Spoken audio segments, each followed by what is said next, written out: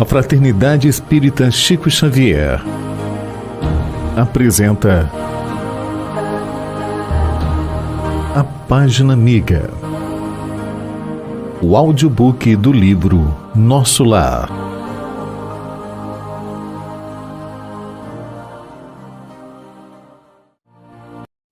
Capítulo 22. O bônus hora. Notando que a senhora Laura entristecera subitamente ao recordar o marido, modifiquei o rumo da palestra, interrogando: "Que me diz do bônus hora? Trata-se de algum metal amoedado?" Minha interlocutora perdeu o aspecto cismativo a que se recolhera e replicou atenciosa: "Não é propriamente moeda, mas ficha de serviço individual, funcionando como valor aquisitivo." "Aquisitivo?" perguntei abruptamente. "Explico-me", respondeu a bondosa senhora. "Em nosso lar, a produção de vestiário e alimentação elementares pertencem a todos em comum. Há serviços centrais de distribuição na governadoria e departamentos do mesmo trabalho nos ministérios. O celeiro fundamental é propriedade coletiva." Ante meu gesto silencioso de espanto, acentuou: "Todos cooperam no engrandecimento do patrimônio comum e deles vivem. Os que trabalham, porém, adquirem direitos justos. Cada habitante de nosso lar recebe provisões de pão e roupa no que se refere ao estritamente necessário, mas os que se esforçam na obtenção do bônus horas conseguem certas prerrogativas na comunidade social. O espírito que ainda não trabalha poderá ser abrigado aqui. No entanto, os que cooperam podem ter casa própria. O ocioso vestirá sem dúvida, mas o operário dedicado vestirá o que melhor lhe pareça. Compreendeu? Os inativos podem permanecer nos campos de repouso ou nos parques de tratamento, favorecidos pela intercessão de amigos. Entretanto, as almas operosas conquistam o bônus hora e podem gozar a companhia de irmãos queridos nos lugares consagrados ao entretenimento, ou o contato de orientadores sábios nas diversas escolas do ministério em geral. Precisamos conhecer o preço de cada nota de melhoria e elevação. Cada um de nós, os que trabalhamos, deve dar no mínimo 8 horas de serviço útil nas 24 horas que o dia se constitui. O programa de trabalho, porém, são numerosos e a governadoria permite 4 horas de esforço extraordinário aos que desejem colaborar no trabalho comum de boa vontade. Desse modo, há muita gente que consegue 72 bônus hora por semana, sem falar dos serviços sacrificiais, cuja remuneração é duplicada e às vezes triplicada. "Mas é esse o único título de remuneração?" perguntei. "Sim, é o padrão de pagamento a todos os colaboradores da colônia, não só na administração, como também na obediência." Lembrando as organizações terrestres, indaguei espantado: "Todavia, como conciliar semelhante padrão com a natureza do serviço? O administrador ganhará 8 bônus hora na atividade normal do dia, e o operário do transporte receberá a mesma coisa? Não é o trabalho do primeiro mais elevado que o do segundo?" A senhora sorriu à pergunta e explicou: "Tudo é relativo. Se na orientação ou na subalternidade o trabalho é de sacrifício pessoal, a expressão remunerativa é justamente multiplicada. Examinando, porém, mais detidamente a sua pergunta, precisamos, antes de mais nada, esquecer determinados prejuízos da terra. A natureza do serviço é problema dos mais importantes. Contudo, na própria esfera da crosta é que o assunto apresenta solução mais difícil.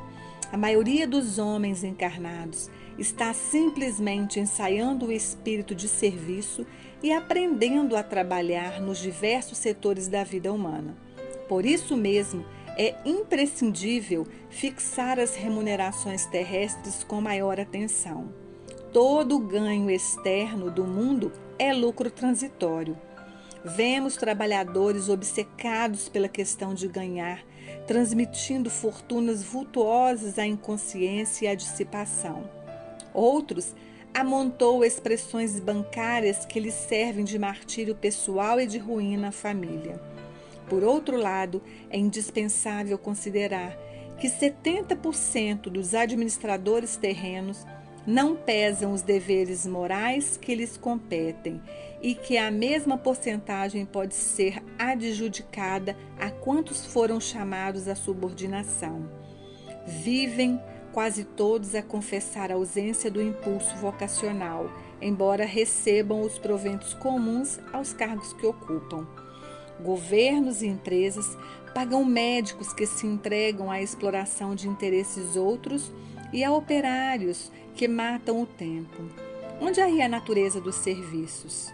Há técnicos de indústrias econômicas que nunca prezaram integralmente a obrigação que lhe assiste e, valendo-se de leis magnânimas, à maneira de moscas venenosas no pão sagrado, exigindo abonos, facilidades e aposentadorias.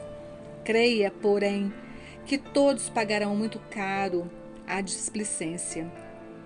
Parece ainda distante o tempo em que os institutos sociais poderão determinar a qualidade dos serviços dos homens, porque para o plano espiritual superior não se especificará teor do trabalho sem a consideração dos valores morais despendidos.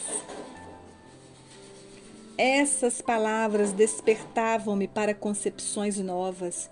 Percebendo-me a sede de instrução, a interlocutora continuou: o verdadeiro ganho da criatura é de natureza espiritual e o bônus hora em nossa organização modifica-se em valor substancial segundo a natureza dos nossos serviços.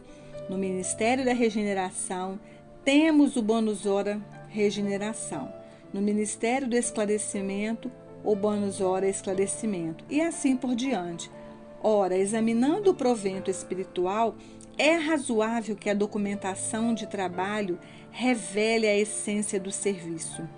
As aquisições fundamentais constituem-se de experiência, educação, enriquecimento de bênçãos divinas, extensão de possibilidades. Nesse prisma, os fatores assiduidade e dedicação representam aqui quase tudo. Em geral, em nossas cidades de transição, a maioria prepara-se com vistas à necessidade de regresso aos círculos carnais. Examinando esse princípio, é natural que o homem que empregou 5.000 horas em serviços regeneradores tenha efetuado esforço sublime em benefício de si mesmo. O que despendeu 6.000 horas de atividade no Ministério do Esclarecimento estará mais sábio. Poderemos gastar os bônus horas conquistados, entretanto, é mais valioso ainda o registro individual da contagem do tempo de serviço, que nos confere direito a preciosos títulos. Semelhantes instruções interessavam-me profundamente. Poderemos, porém, gastar nossos bônus horas a favor dos amigos? Indaguei curioso. Perfeitamente, disse ela. Poderemos repartir as bênçãos de nosso esforço com quem nos aprouver. Isto é direito inalienável do trabalhador fiel. Constam-se por milhares de pessoas favorecidas em nosso lar pela movimentação da amizade e do estímulo fraternal. A essa altura, a genitora de Lísia sorriu e observou: quanto maior a contagem do nosso tempo de trabalho, maiores intercessões poderemos fazer. Compreendemos aqui que nada existe sem preço e que para receber é indispensável dar alguma coisa. Pedir, portanto, é ocorrência muito significativa na existência de cada um. Somente poderão rogar providências e dispensar obséquios os portadores de títulos adequados, entendeu? O problema da herança, inquiri de repente. Não temos aqui demasiadas complicações, respondeu a senhora Laura sorrindo. Vejamos, por exemplo, o meu caso. Aproxima-se o tempo do meu regresso aos planos da crosta. Tenho comigo 3.000 bônus horas auxílio do meu quadro de economia pessoal. Não posso legá-los à minha filha, que está a chegar, porque esses valores serão revertidos ao patrimônio comum, permanecendo minha família apenas com direito de herança do lar. No entanto, minha ficha de serviço autoriza-me a interceder por ela e preparar-lhe aqui trabalho e concurso amigo, assegurando-me igualmente o valioso auxílio das organizações de nossa colônia espiritual durante minha permanência nos círculos carnais. Nesse cômputo, deixo de referir-me ao lucro maravilhoso que adquiri no capítulo da experiência nos anos de cooperação no Ministério do Auxílio. Volto à Terra, investida de valores mais altos e demonstrando qualidades mais nobres de preparação ao êxito desejado. Ia prorromper em exclamações admirativas referente ao processo simples de ganhar, aproveitar, cooperar, servir, confrontando aquelas soluções com os princípios imperantes no planeta, mas um brando burburinho aproximou-se da casa. Antes que pudesse emitir qualquer observação, a senhora Laura murmurou satisfeita: "Nossos queridos estão de volta", e levantou-se para atender.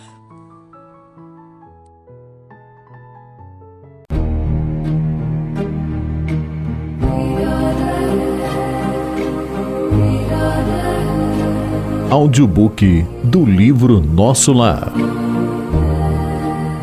Narrativa Cristina Albuquerque.